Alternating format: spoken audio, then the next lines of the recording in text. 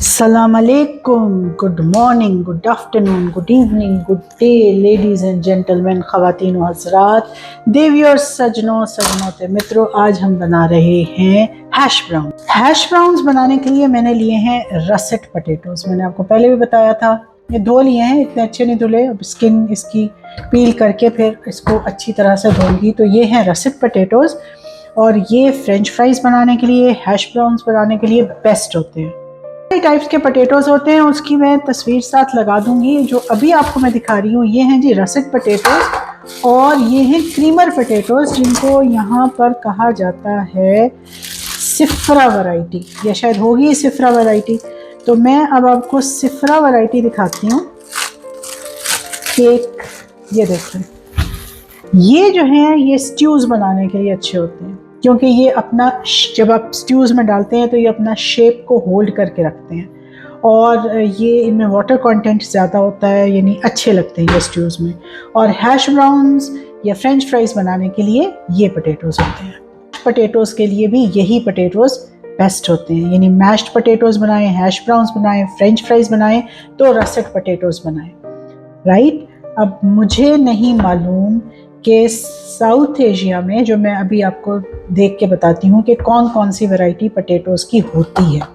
तो ये है जी क्रीमर पटेटोज़, ठीक है। अब ये देखिए, मैं इन्हें काट के दिखाती हूँ। ये देखिए, ये अंदर से वाइट होते हैं, यानी होते तो वही हैं येलोइश से, लेकिन वाइट होते हैं। और ये मैंने अपना पटेटो तबाह कर दिया। इसके ऊपर कुछ यूं करके रख दो ताकि ये काला ना हो। देखती हूँ क्या करूँ। इसको मैंने इस तरह से कर दिया ताकि ये ऑक्सीडाइज ना हो, काला ना हो। तो अब इसे फ्रिज में रख देती हूँ। और ये पाकिस्तान में तो रसेट पटेटोज़ कल्टीवेट होते हैं, लेकिन इंडिया में रसेट पटेटोज़ कल्टीवेट नहीं हो रहे। उन्होंने बहुत कोशिश की है, क्या रीज़न है आई डोंट नो। तो ये वाइडली अवेलेबल नहीं है, थोड़े बहुत मिल जाते होंगे, लेकिन ये पाकिस्तान में अवेलेबल है। बांग्लादेश और बाकी साउथ एशिया को मैंने अभी सर्च नहीं किया, इस वीडियो के बाद सर्च करके और इसके ऊपर मैं ओवरले में कर लगा दूंगी और इसमें पटेटोज़ की वैरायटी भी लगा दूंगी। अब मैं बना रही हूँ हैश ब्राउन। तो आप याद रखिएगा कि हैश ब्राउन के लिए बेहतरीन पटेटोज़ हैं ये रसेट पटेटोज़, क्योंकि इसमें स्टार्च कंटेंट सबसे ज़्यादा होता है। इनकी पहचान आप इस तरह से कर सकते हैं। ये हैं जी रसेट पटेटोज़, ये इनकी पहचान है।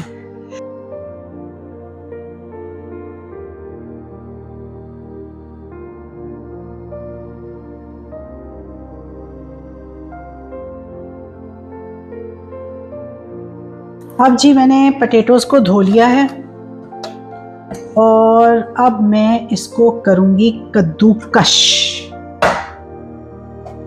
यानी मैं इसे करूँगी ग्रेट। अब ग्रेट करने से पहले जो मुझे काम करना है कि ये हैं बहुत मोटे मोटे, और मैंने अंदर से काट कर भी देखना है कि ये कैसे हैं।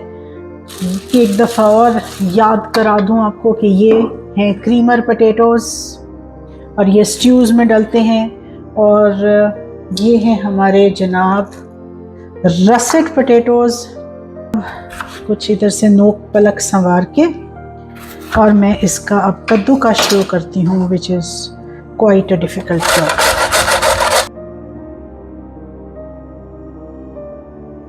ये देखें जी, अब इतनी मेहनत के बाद आप मुझे ना लाइक और सब्सक्राइब ज़रूर कीजिएगा क्योंकि मैं तो उन लोगों में से हूँ जो बच्चों को दाल चावल खिलाते हैं ज़्यादातर, या कीमा बना देते हैं या कोई एक सब्ज़ी बनाते हैं। तो लेकिन यह है कि अब मैं ये भी वंस अ वाइल बना देती हूँ, यानी अगर ना बनाती होती तो इनमें से कुछ भी ना आ रहा होता मुझे। तो बनाती तो हूँ, लेकिन अब ज़्यादा बना रही हूँ।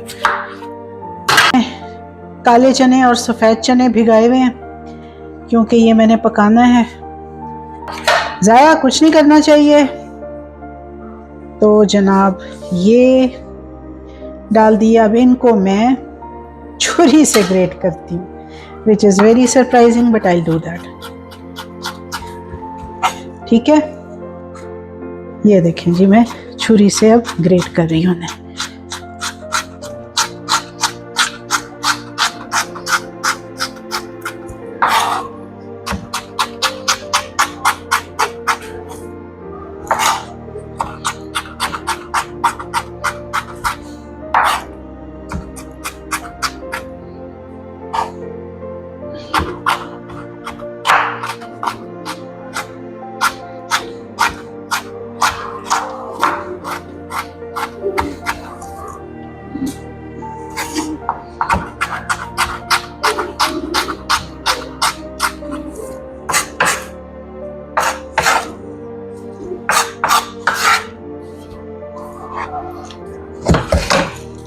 अब जी, जैसे मैं हमेशा से कहती हूँ कि जैसे रोस्ट करना मैंने आपको बताया था, आई होप कि आप लोगों ने ट्राई किया हो। हर डिश का एक प्रिंसिपल होता है, हमें वो प्रिंसिपल लर्न करना चाहिए कि हमने अब ये कद्दूकश कर दिए, बिल्कुल नरम हो गए हैं। अब मैंने इसको पानी में डालना है और पानी 2-3 पानियों से मुझे इसे निकालना है। और उसका रीज़न ये है कि मैं चाहती हूँ कि इसके ऊपर ये जो स्टार्च लगा हुआ है ना, ये अब कटा है, इसके अंदर निशास्ता होता है आलूओं के अंदर। जब ये कटा तो उसके जो सेल्स थे जिनमें ये स्टार्च ग्रेन्स थे, ग्रेन्स आपको पता है ना, छोटे छोटे दाने, उस फॉर्म में स्टार्च होता है, तो वो ग्रेन्स बाहर आ गए और उन्होंने ये जो है ना, इसकी सरफेस के ऊपर कोट किया हुआ है उन ग्रेन्स ने। अगर ये मैं ऐसे ही पका लूंगी, एक तो ये क्रिस्प नहीं होगी और दूसरा ये कि ये सॉगी से हो जाएगी। ठीक है, मैं चाहती हूँ कि ये क्रिस्प हो और सॉगी ना हो। उसके लिए पहली बात ये कि मुझे इसके ऊपर से स्टार्च जितना, जाहिर बात है इनके अंदर तो स्टार्च है ही, लेकिन इसकी सरफेस पे से जितना मैं स्टार्च उतार सकती हूँ उतारूँ, और वो मैं करूँगी इसको पानी में इस डाल के भिगो के और फिर 2-3 दफ़ा पानी निकाल के। ठीक, उसके बाद मैं आपको बताती हूँ मैं क्या करूँगी। आप फ्रेंच फ्राइज़ में भी आप याद ये करें कि जब भी फ्रेंच फ्राइज़ बनाएं, उनको 2-3 पानियों में पहले तो थोड़ी देर भिगो दें और फिर 2-3 पानियों से निकालें, तो उनके सरफेस के ऊपर जो स्टार्च लगा हुआ होता है वो निकल जाता है, जो उसे सॉगी बनाता है। क्योंकि स्टार्च जो है ना, जब वो, और जो सरफेस है वो क्रिस्प हो सकती है। अगर स्टार्च सरफेस पे होगा फ्रेंच फ्राइज के, तो वो सरफेस जिलेटिनाइज हो जाएगी, जेलेटिन फॉर्म में आ जाएगी, तो क्रिस्प नहीं हो सकेगा।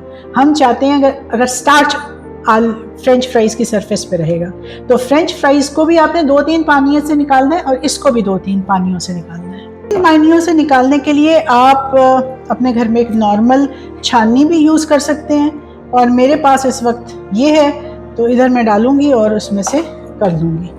तो ये मैं पहली दफ़ा पानी में से निकाल रही हूँ।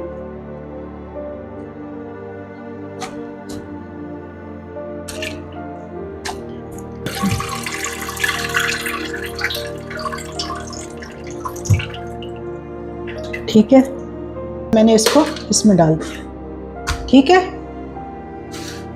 फिर दोबारा इसमें से लूँगी और फिर ये प्रोसेस दो करके फिर आखिरी दफ़ा मैं आपको दिखाती हूँ मैं कैसे पानी निकालूंगी। तो ये जनाब मैंने धो लिए।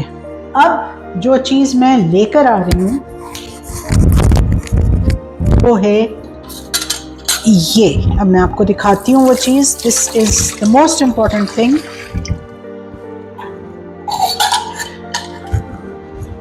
और इस चीज़ को कहते हैं पोटैटो राइसर। अब देखिए मैं इसमें से क्या करूँगी, मुझे इसमें से as much water as possible निकालना है, राइट। तो इसके लिए मैं ड्रेन करने के लिए भी कोई चीज़ लेके आऊँ जिसके अंदर मैं वाटर को ड्रेन करूँ। तो ये जनाब एक मैली चीज़ पड़ी है, इसको यूज़ कर लेते हैं। नज़र आ रहा है आप लोगों को, ऊपर करूँ, ये देखें, राइट। अब मैं इसमें ये डाल रही हूँ, ये देखें, ठीक।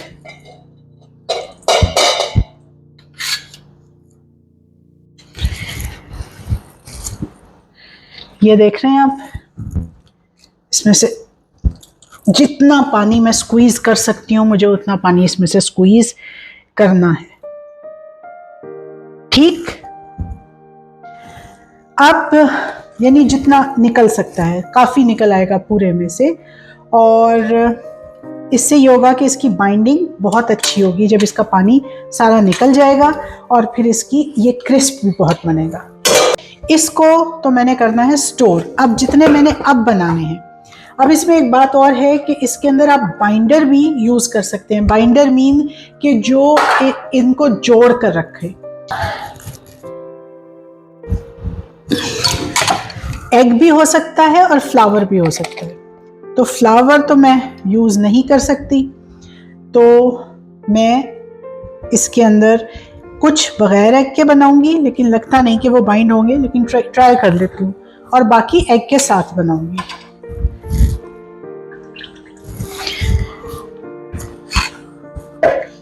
ये देखें जी, ठीक है, कि जिन लोगों को अगर एग एलर्जी हो। अब इसमें सिर्फ मैंने डालना है नमक और काली मिर्च, और जब मैं इसे नमक डालूंगी तो इसके अंदर से और पानी निकलेगा। तो नमक डाल के भी मुझे थोड़ी देर रखना पड़ेगा और फिर इसको निचोड़ना पड़ेगा, फिर इसमें पानी निकलेगा। और इसको जो मैंने ज़्यादा सा बनाया है, इस सारे में नमक डाल के इसको एक दफ़ा और निचोड़ना है। अच्छा, ये तो मैंने बहुत लंबा किया, बहुत सारे बनाए। आप लोग सिर्फ इतने का बना सकते हैं, या यानी 3-4 सिर्फ नाश्ते में एक आलू के हैश ब्राउन्स आप बच्चों को दे सकते हैं, या बड़े भी खा सकते हैं, क्योंकि इसको मैं सिर्फ एक्स्ट्रा वर्जिन ऑलिव ऑयल में शैलो फ्राई करूँगी, डीप फ्राई नहीं करूँगी। तो और इसमें कुछ भी नहीं है, सिर्फ आलू हैं। तो इसके अंदर अब मैं नमक डाल रही हूँ और काली मिर्च डाल रही हूँ। ये आ गया काली मिर्च,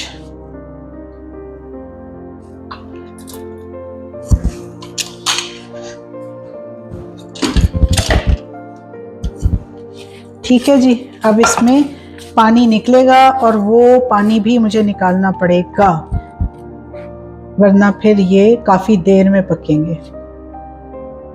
तो जी इसमें तो ऑलरेडी पानी निकलने लग गया, तो इसको मुझे और थोड़ा सा निचोड़ना है। ये देखें, नमक निकालने के बाद फिर कितना सारा सा पानी निकला, तो थोड़ी देर में ही इसने पानी छोड़ दिया था। ठीक है, तो अब हम इसे फ्राई करते हैं। कि मैं चाह रही थी कि ये बगैर अंडे के कर सकें, लेकिन ये चूँकि रसेट पटेटोज़ हैं तो ये बगैर अंडे के नहीं करेंगे। जो ग्लूई से पटेटोज़ होते हैं ना, जैसे यूकॉर्न पटेटोज़, उनकी मैं तस्वीर डालती हूँ, वो बगैर बाइंडर के फ्राई हो सकती हैं। तो ये या तो मैं इसे बेक कर सकती हूँ, ये देखें इस तरह से रखिए, लेकिन ये देखिए ये बाइंडिंग नहीं आ रही, ठीक है, और ये अभी भी पानी छोड़ रहे हैं। तो बहरहाल, या तो अगर आप बहुत परफेक्ट बाज़ारों जैसा बनाना चाहते हैं तो आप इसको नमक लगा के ओवरनाइट छोड़ दें, फ्रिज में रख दें और सुबह सारा पानी निकाल दें, जो कि मैं इसमें करूँगी। इसमें नमक मिर्च डाल के ओवरनाइट छोड़ दूँगी और सुबह सारा पानी निकाल के और फिर इसको रख दूँगी। फ्रीज़र में तो नहीं, क्योंकि फ्रीज़र में या तो शेप दे के रखूँगी या फिर फ्रिज में रखूँगी। तो अब मैंने इसमें डालना है अंडा। अब अंडा आपकी अपनी चॉइस है, सेहत के लिए अच्छे होते हैं बच्चों के, बड़ों के भी। तो छोटे अंडे हों तो ज़्यादा डाल दें। जब आपको लगे कि आप आराम से बाइंडिंग कर रहे हैं, कर पा रहे हैं, तो बस ये देखें जी,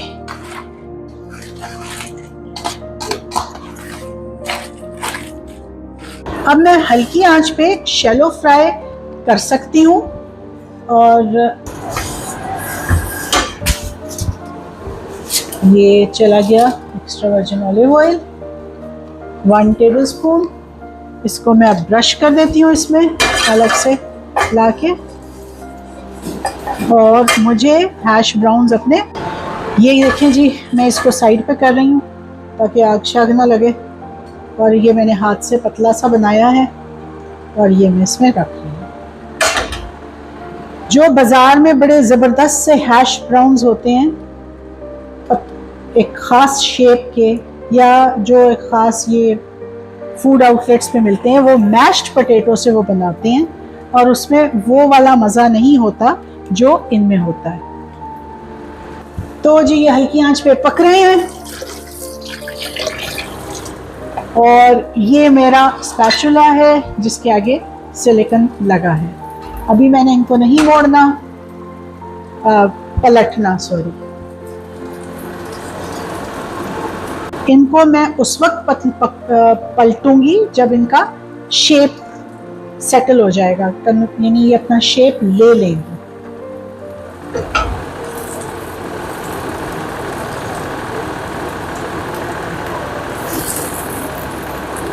ये देखिए, ये चूंकि ये नॉन स्टिक है, या अगर आपके पास नॉन स्टिक नहीं है तो आप उसको याद है सीजन करेंगे अपने पैन को।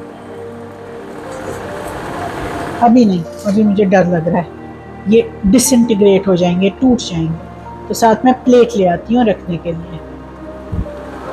तो ये जो टूटा हुआ है ये मैं खाऊंगी और आपको बताऊंगी कि ये कैसा है। तो इसको टाइम चाहिए क्योंकि ये हल्की आंच पे पक रहा है। हम नहीं चाहते कि जो तेज़ आंच पे ये नॉन स्टिक पैन ख़राब हो, और क्योंकि अच्छा भला महंगा आता है और ये जल जाएगा। अगर आप तेज़ आंच पे पकाएंगे तो वो हीट अंदर तक नहीं जाएगी। देखिए, असल हैश ब्राउन ये होता है, वो जो मैश्ड पोटैटोज से बनाते हैं ना, रेस्टोरेंट्स वाले अपना काम आसान करते हैं, या जो पैकेट्स में मिलते हैं, वो तो आलू की टिक्कियाँ होती हैं। उसमें आपने आलू लिया, उसको मैश किया और उसकी टिक्की बना दी मुख्तलिफ शेप में, और उसके ऊपर ब्रेड क्रम्स लगा दिए। तो असल हैश ब्राउन ये होते हैं और ये बहुत मज़े के लगते हैं नाश्ते में। चूँकि इसमें एक्स्ट्रा वर्जिन ऑलिव ऑयल डाला था तो मैं आग उस वजह से भी ज़्यादा नहीं कर रही थी कि वो स्मोक कर जाएगा, और इस वजह से भी ज़्यादा नहीं कर रही थी कि ये अंदर तक नहीं पकेंगे। अब मैं ज़रा ज़्यादा तेल में करती हूँ। आप इसे अवन में भी डाल सकते हैं और आप इसको एयर फ्रायर में भी बना सकते हैं। इन गोज़ माय कैनोला ऑयल। अब जी ये लबालब बनेगा।